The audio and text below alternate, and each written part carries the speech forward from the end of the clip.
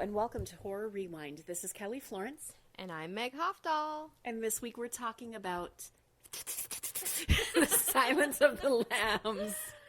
What if you just did that and it was for a different movie?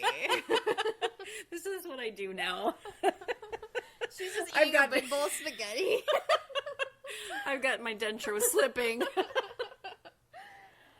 Oh, I love this movie and I love this week. How are you? Good. Okay, do you want to know what Meg and I are currently obsessed with? Or who we're currently obsessed with? It's Zac Efron. I'm sorry. I feel like I should apologize. No, she's on the Zac Efron train, and I've been on it. I'm not ashamed to admit it for a long time. You have been, and I was like, oh, he's cute, but like I just didn't make the the hard eyes yet. But then I saw him in Greatest Showman dancing and singing and being adorable and hot. And I was like, oh, I think I get the Zac Efron thing now. Kelly just shuddered, but in a good way. I was just thinking about him in Hairspray. Oh, I haven't seen that. Which maybe I'll show you some clips later. Just know that later we are going to be watching a lot of Zac Efron movies. So last night we went to see The Greatest Showman again, and we watched The Paperboy, which I knew it was a movie that he was in, and I knew Nicole Kidman was in it, and I knew it was not critically acclaimed, but you know what? We watched it. We did. It wasn't great, but Zac Efron was in it, and he was in his underwear, and we objectified him a lot. So, that was our night. So we love Zac Efron. I always have, but Meg is on board now, so there you go. Thanks. I feel welcomed. That's my news from the Zac Efron fan club. I'm the president. I was liking a post of his from 7 weeks ago, and I'm like, oh no, he's gonna know I was looking through his whole Instagram. Just kidding. He's gonna message you and say, what's up? He'll just be like, hey, and I'll be like, hey. We could just write a whole Zac Efron fanfic right now. Instead of talking about Silence of the Lambs, everybody just wants to hear this story unfold, right?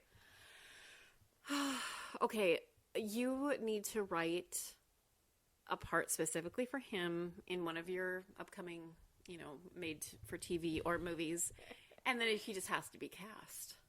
And then you have to be in it. Well, I'm just saying. I wouldn't mind just being his hair girl.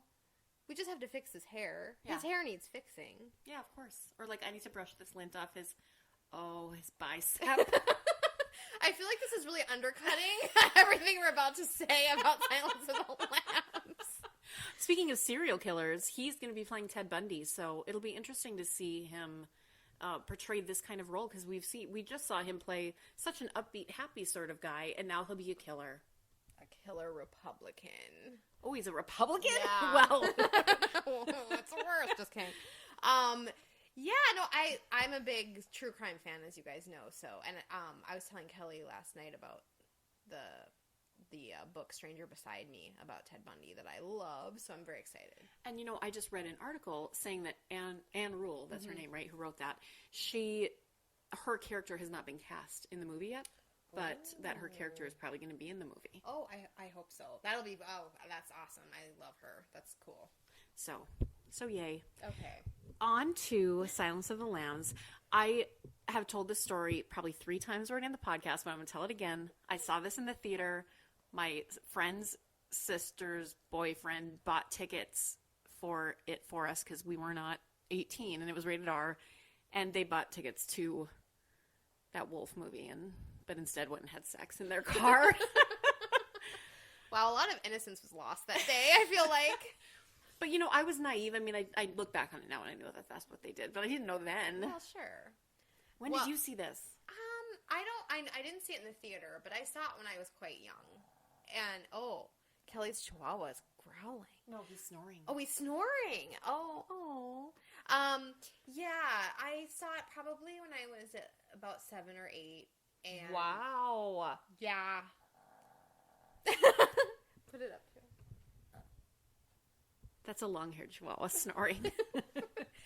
Anyway, yeah, no, I saw it when I was very young, and it had a profound effect on me. And as I was watching it now, and I've probably seen it 15, 20 times, I realized how much of a profound effect it had on me. I pretty much know every line of dialogue, and it's just one of those movies that sticks with you. And I think Clarice Starling really stuck with me, and I feel like there was a connection that I had with her, and I still don't even necessarily know what it is yet, but there's just something about her that I identified with. Absolutely. Like, she is, I'll go on about it in a bit, but it's like this, I want to say kismet, but that's not the right word. She's our cinematic soulmate. Yeah, maybe. I don't know, but I feel this kinship. Kinship. Or something. Yeah. With her. It's so good. What Okay. else was I going to say? Oh, well, can you imagine your son is going to be 7 in a couple months. Can you imagine showing him this movie? No. I mean, love you, Mom and Dad, but maybe you shouldn't have let me watch Silence of the Lambs when I was 7 or 8. But, you know. I mean, but we were different kids. I mean, you and I were different kids, and our kids, you know, are at different ages. I mean, Campbell's probably watched some things younger than, you know, your boys. Yeah, I think every parent sort of deals with it differently. Like, Luke's mom very much sheltered him, and I shelter my kids because that's how they are. They just don't like scary things. They will even censor themselves. My 6-year-old's been watching Stranger Things with my dad, and which I don't know if that's necessarily good for him, but he covers his own eyes, like, if something kind of scares him. Apparently. I'm not allowed to watch with them. It's like a guy thing, so. Well, tell us the history of this movie, when it came out, and all that good stuff. Okay, so Silence of the Lambs came out in 1991, directed by Jonathan Demme, and we know it's starring Jodie Foster and Anthony Hopkins. Now, in 1986, the movie Manhunter came out, the Michael Mann movie, and that's actually the first Hannibal Lecter movie. I never have seen it. Apparently, it did not do well. What's kind of interesting is that Gene Hackman was originally going to direct and star as Hannibal Lecter. Can you imagine? No. When that fell through and they brought on Jonathan Demme, his first choice was Sean Connery as Hannibal Lecter. No. Doesn't that sound like an SNL skit again? I want to get, no, I can't even. I was going to do the Sean Connery accent and, like, say something ridiculous, but. Like from the Jeopardy? Yeah. Okay, so what's kind of cool, too, it came out on Valentine's Day, 1991. Can you think this is like our Valentine's Day dream. But think of all the people who went on a first date and, like, how that went. I mean, I feel like maybe it's not a great first date movie. I don't know. I saw Along Came a Spider on my first date with my husband. On an internet date, the only internet date I ever went on, I saw Red Dragon. Oh, yeah. That was like the sequel, right? I like how you connected that all back. That was good. You're like, why are you talking about yourself again? Yeah, this is about me.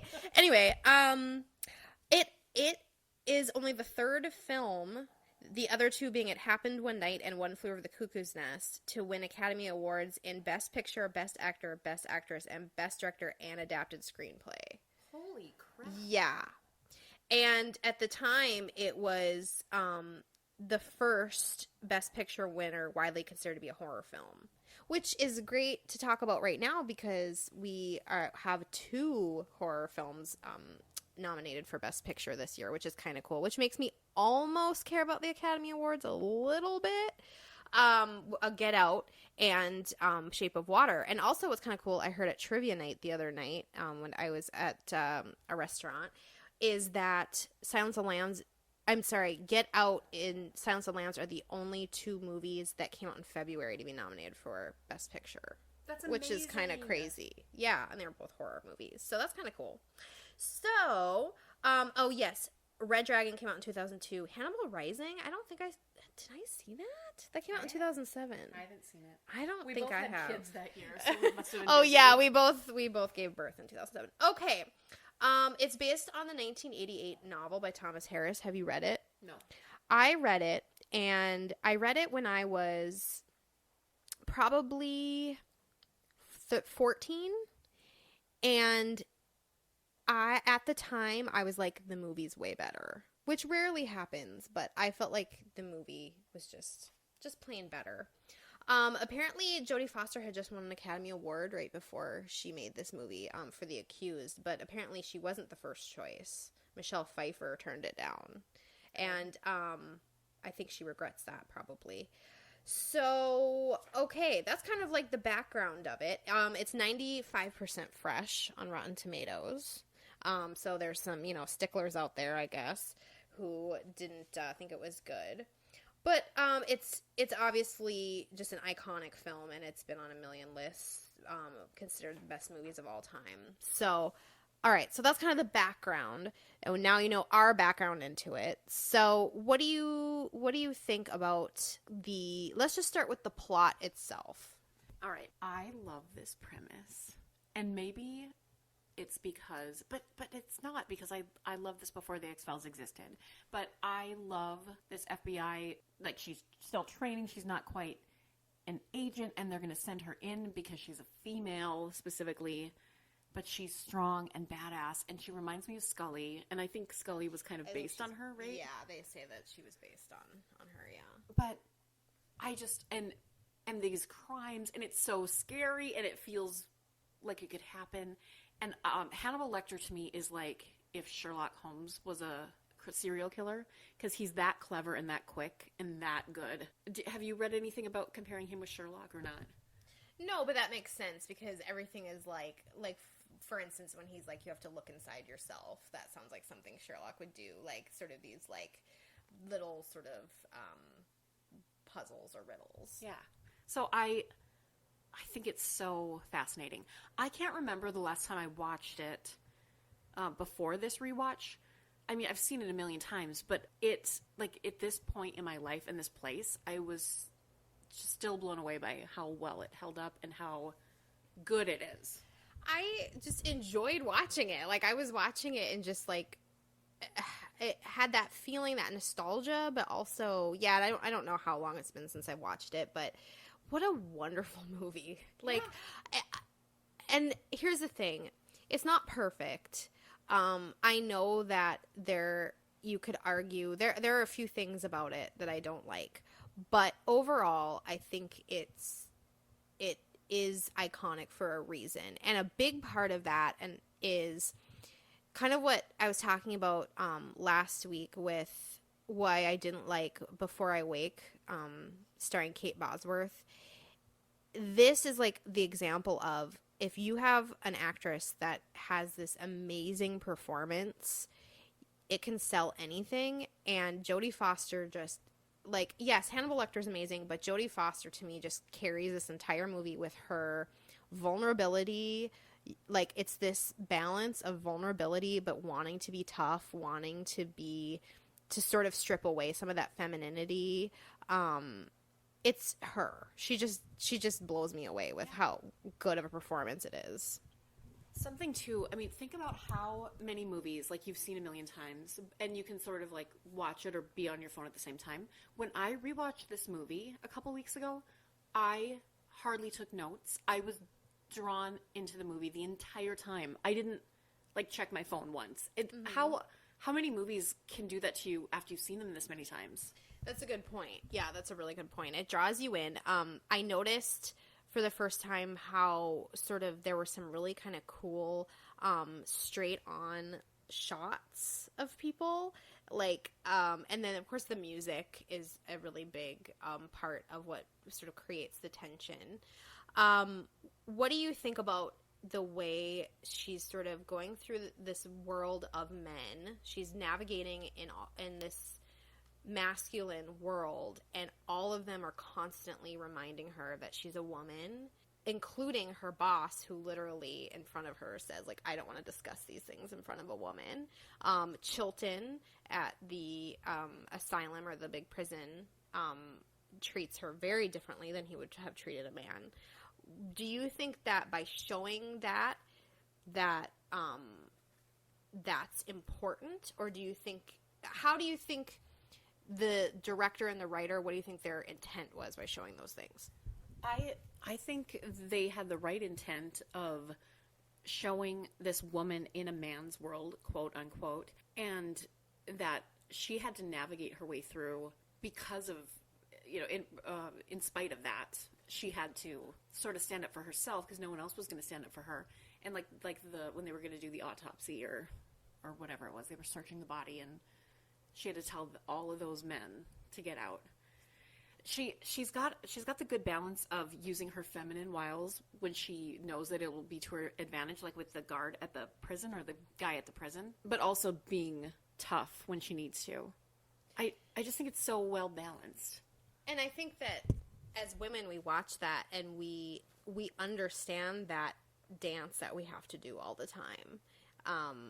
That the way these men are treating her in 1991 in the FBI is not far off from how men treat me, certainly, sometimes in the horror industry, but just in life, going to the grocery store, you know? And so watching Clarice sort of dance this line of how do you act, how do you sort of interact with men, do you flirt in a way to sort of get something that you can get in order to move yourself forward and those kinds of things. And again, it's like she's just, there's a backstory about her and her father, and of course the, you know, very important story about the lambs, which really is sort of brings this whole heart to her. Something that kind of fascinated me watching this time was that as brilliant as Hannibal Lecter was, he wasn't that much better than Miggs himself, in that he was constantly being sexual to her. And it doesn't matter how good his vocabulary was, he was still looking at her with that male gaze. And, okay, maybe he didn't throw cum on her like Miggs did, but he was sort of doing it verbally.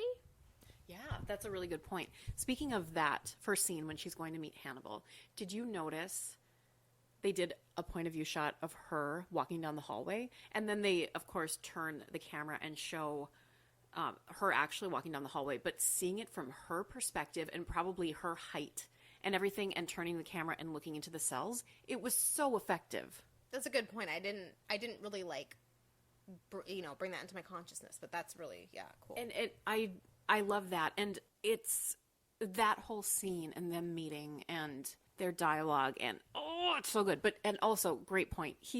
Hannibal's still a sexist. I mean, he's a killer. He's a murderer, right? Yeah, and I think, so I read this article called The Feminist Failure of Silence of the Lambs by Noah Berlatsky. So this is not, I'm not going to say this is something I came up with, but he was kind of talking about how the movie itself loves Hannibal Lecter so much, and how maybe it doesn't give enough credit to Clarice. And in one way that you can see that is at the very end, Clarice has her big moment where she gets to be the special agent, but Hannibal Lecter usurps that and steals her big moment away, and he gets to have the final moment. And so instead of our final girl, so to speak, winning everything and getting sort of advanced in her career and saving the day, Hannibal Lecter at the very end kind of like cuts away at that a little bit. And sort of what Noah Berlatsky in this article was saying is that Clarice is very much a feminist hero, but that the movie may have, because of the year it came out, only being in 91, and just because of the nature of Hollywood at the time, it sort of still has those problems. Interesting. I was wondering what the failures were. I mean, because sometimes we're just like, we'll take what we can get. Well, and that's sad, but it's true. And, you know, when I think back to 8-year-old little me, who watched this movie with such avid interest and loved it so much and, you know, wore out the VHS, what was it about this movie? And time again, we women have been told that we're victims, and, you know, I'm 5 feet tall. I've been told everyone's bigger than me. Everyone can overpower me. You know, the media scares us with what can happen to us. And the reality, the truth is that, you know, men are out there murdering women. And there's something about Clarice where she's just going through this world, and she's not stoic. She's not perfect. she, at the end, when she has to kill Buffalo Bill or even confront him, she's shaking. She's scared shitless, but she does it anyway, and that's what makes me love her. Yeah. I cannot say enough about her character and her portrayal. I'm glad to know, I didn't remember that she won for this role, but she absolutely deserved it.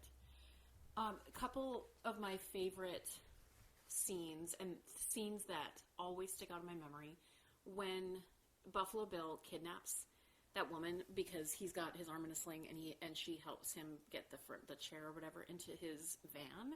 That's so scary, and that's such that could happen. Oh, that's how Ted Bundy did it. He would wear a fake cast or a fake sling, and he'd be like, "Can you help me?" So that was very much based on how Ted Bundy operated. But yeah, okay, so let's talk about Buffalo Bill for a minute here.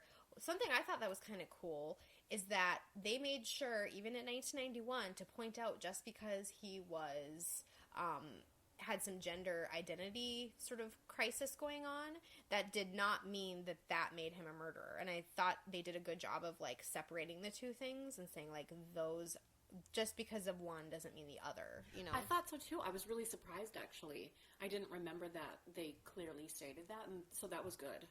That whole storyline, creepy AF, and the pit in his house and the dog, and and then the dog, and then you can't blame the girl for using Yeah. the dog, but at the same time you feel like him at that moment. You're like, don't you break that dog's leg. I know. And the night vision scene, with that my final God. battle, it's so brilliant and so well done. And the point of view, again, of seeing her not being able to see anything. I just love it. The other thing that is so clever, and Campbell did watch this with me, and his favorite part was Hannibal's escape and how he uses the guard's face to pretend to be the guard dying and switch his clothes and everything. How clever and how cool was that? That's amazing. And while I was watching it, it was one of those things where I've seen this movie 20 times. I still got chills when it's oh my God, it's him! It's him! And Chris Isaac was there. I didn't know that. Oh, really? Did you see he was part of the FBI SWAT team? No, I didn't. It was Chris Isaac. Are you a Chris Isaac stan? He has that great song. Oh, okay. He has that one great... I don't want to fall in love. That one? Yeah. Okay. That's a sexy song. But he's saying he doesn't want to fall in love with you. I like that. Oh, this movie. So, what other scenes or whatever? And then I have a question for you. Okay, I'm looking at my notes. Oh, here's some feminism for you. Are you ready for this, people? When they're watching the mom appeal to Buffalo Bill, or she doesn't know it's Buffalo Bill or whoever. I guess she knows it's him, but she doesn't know who he is. She's saying, kept using her name. Yes. And Clarice says, if he sees Catherine as a person and not just an object, it's harder for him to tear her apart. And I thought, wow, isn't that the whole point of all of this? Oh my God. I have chills right now. That's the whole point of everything that we're talking about in Women in Horror Month. And, it transcends in life, is that if you don't see a woman as an object, it's harder for you to tear her apart. And that's what we're trying to achieve in making and creating horror and discussing it, is seeing women as not objects. And that's why people get mad when a man will say, oh, well, I thought about it if that was my wife or my daughter or my sister or my mother. And it's you shouldn't have to personalize it that close in order for you to see somebody as a person and that they have their own worth regardless of their gender identity. Or their relation to a man or to anyone else. But we just want fully fleshed out female characters. They can be villainous, they can be bad, they can make mistakes. It's just about making certain that women and people of color and people with handicaps and people who are LGBTQ, anyone, and men, of course. But the truth is we need a lot more of those other things right now, fully fleshed out characters in horror. So speaking of, not having perfect characters, I'm curious because you are a true crime fan. There must be female serial killers, but I'm assuming it's a lot less. And I know women murder, it happens, but are there female serial killers? Yeah, so, that's like my favorite question ever. Here I go. No. Yes, women, there are female serial killers. They kill for different reasons. It is very extremely rare for a woman to kill for sexual reasons. There's only a handful of documented cases. There was a nurse, Nurse Toppin, who killed her patients and said she got a sexual thrill from it. She would do that in a lot of how killer nurses do, which is poisoning and things like that. And there was also Tammy Lynn Baker. That's the one with the makeup. Yeah. I can't think of her name, but she documented when she killed a few people that she had got a sexual thrill from it. But women tend to kill more for money, financial gain, which is kind of cool. And then there's also like Eileen Wuornos. That was definitely, there was a financial aspect there. She killed many men. But yeah, it's sort of, white males are still, I mean, there are people of color that are serial killers and there are women, but white males, as far as the traditional serial killer, are way, way higher, yeah. Okay, interesting. I was curious, do you know if there's any movies about any female serial killers? Well, real or fictional? Monster, of course. I'm trying to think. Yeah, there is, but they've all left my brain. Oh, there's a great one named Belle Gunness. I don't think they've made a movie of it. She was from Indiana, and she would bring men to her farm. She would write letters, and she'd have men come to her farm, and she would kill every single one of them, and steal all their money. And she actually faked her own death by fire, and she was never caught. And that's a great story. I don't know why that's not a movie. Wow. Very interesting. Well, what else do you want to say about Silence of the Lambs? Only that if you haven't seen it, you need to, like, immediately, like yesterday. And it's one of my favorite movies of all time. If you haven't seen it in a while, give it a rewatch because it is incredible how it holds up and still has to be, like, one in my top 10 also. Like, holy crap. Yeah, I think so. I definitely think it's in my top 10, without a doubt. It's so good. It is. Okay, we need to rate this movie on a scale of 0 to 10. 0 being you hated it, 10 being a perfect movie, and we have to use something from the movie. Should we use fava beans and a bottle of Chianti? I was going to say that, yeah. So out of 0 to 10 fava beans and a bottle of Chianti, would you give Silence of the Lambs? 10. I also give it a 10. I know that you said it wasn't a perfect movie, though, so what do you think are the problems with it? Like, earlier you said that. Well, like what I said about the ending, I don't like how okay. Hannibal Lecter kind of steals her thunder a little bit at the end. And, I mean, I guess that was pretty much the thing that kind of stuck out in my mind. Okay. I was just curious. I just had to ask. But yes, I love it. It's a 10. Hi, horror friends. Lisa here, and this week we're going to be making a drink inspired by Silence of the Lambs. A little drink I'd like to call Lecter's Libations. Alright, let's get started. For this drink, you are going to need dried figs, or if you're my grocery store, some dried figlets, which are absolutely adorable, Grand Marnier, Chambord, bottle of Chianti, and brandy. Alright, let's get started. You're going to need 2 cups. We will eventually be serving this in a rocks glass. And you'll need your muddler, and you'll need a small strainer as well. Go ahead and slice up that figlet into smaller slices, if you will. Put them into your second cup and pour in 1/4 of an ounce of Chambord and 1/4 ounce of Grand Marnier. Grab your muddler and go to town Muddle it like you mean it, friends. You want to squish all of those juices together as best we can to get all of that flavor out.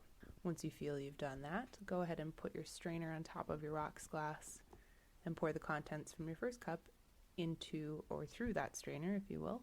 There should be some juice still left in there. Really get your hands in there. Get messy, friends. Squish all the juice out through the strainer that you can.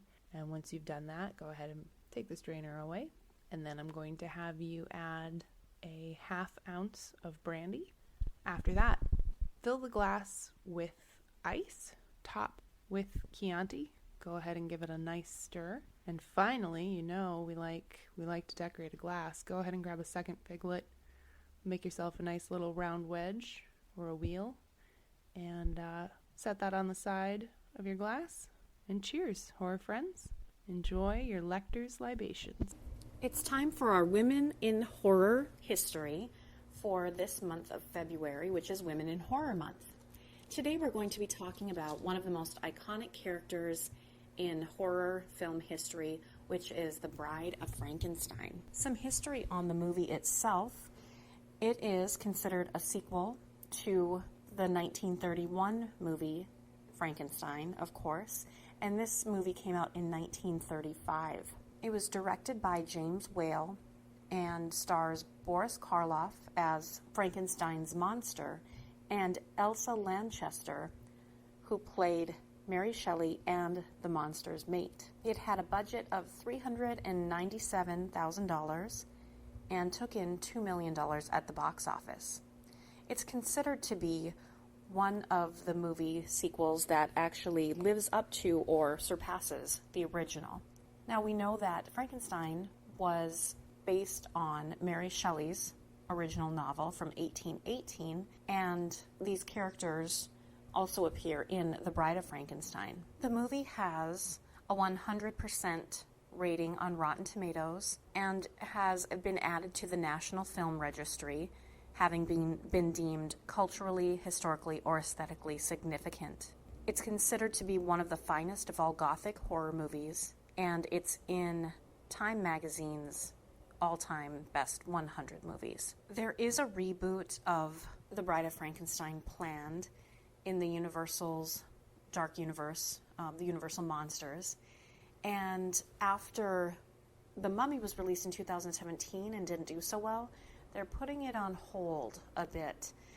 Javier Bardem is going to play the monster and Angelina Jolie is going to play the bride, and we'll see what happens. They're still working on the script. A little about the actress, Elsa Lanchester, who played the bride. She was born on October 28th, 1902, in London. She studied dance and theater. She started a children's theater company, ended up moving to the United States, and has quite a filmography. Lanchester died on December 26th, 1986, after having battled some health problems and a couple of strokes in her later years. Some interesting facts about the Bride of Frankenstein's signature look.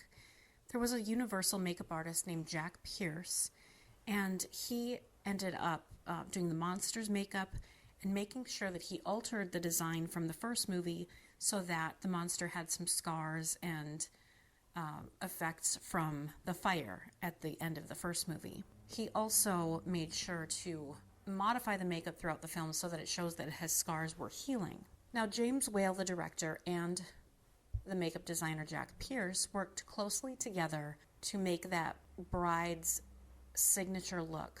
The iconic hairstyle was based on Nefertiti and was given a Marcel wave over a wire frame in order to achieve that style. Elsa Lanchester said that she did not like working with the makeup artist because she thought he was eccentric and a little conceited. One of my favorite behind-the-scenes pictures is of Elsa Lanchester touching up her makeup between takes. It's so great, and it brings that feeling of personality to behind the scenes of that film set. I've mentioned this before on the podcast, but my favorite Halloween costume of all time, and it was the first one when I was old enough to give input of what I really wanted to be for Halloween, was the Bride of My hair did not look any way nearly as iconic as the The Bride of Frankenstein truly does, but I was pretty pleased with myself. Continue to listen the rest of this month of February as we focus on women in horror history and teach you a little more about some icons in horror. Until next time, we'll see you in the horror section.